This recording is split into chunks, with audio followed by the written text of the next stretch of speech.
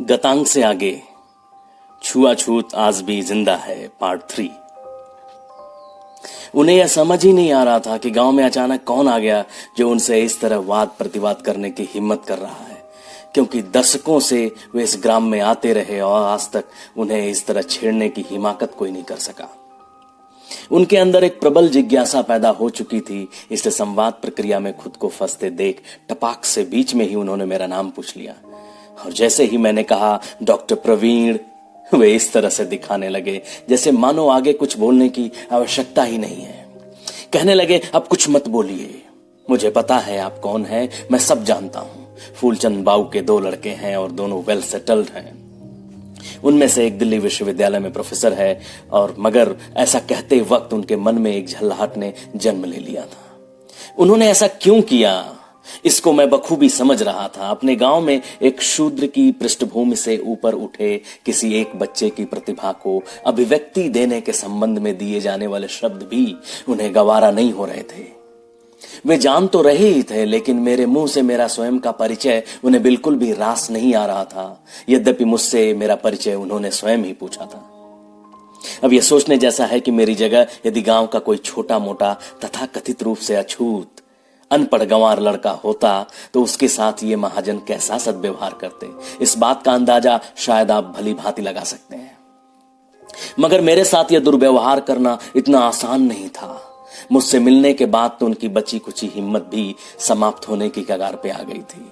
वो गांव में खूब हल्ला भी है ना कि मैनेजर साहब का लड़का बड़ा ज्ञानी है, पढ़ाई लिखाई में हमेशा अव्वल रहा है, बड़ी किताबें वगैरह पढ़ रखी है उसने।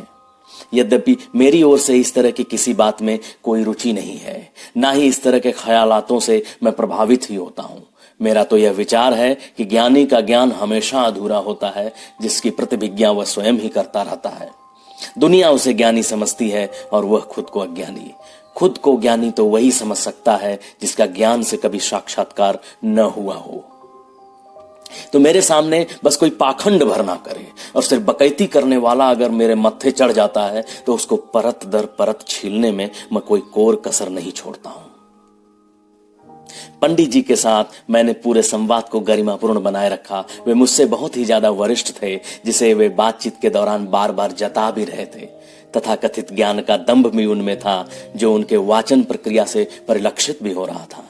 और ऊंच नीच का भाव तो पूरे चरम पर था, जिसके बारे में कई दशकों से पूरे क्षेत्रवासियों को वो बता ही चुके थे। इन सब के बीच अपनी बातों को अति सजगता पूर्वक और सम्मान पूर्वक मैंने रखने का पूरा प्रयास किया। इस बात का पूरा ख्याल रखा कि पहली मुलाकात में ही किसी वरिष्ठ दंभी वृद्ध के साथ बातचीत को कैसे अंजाम देना है।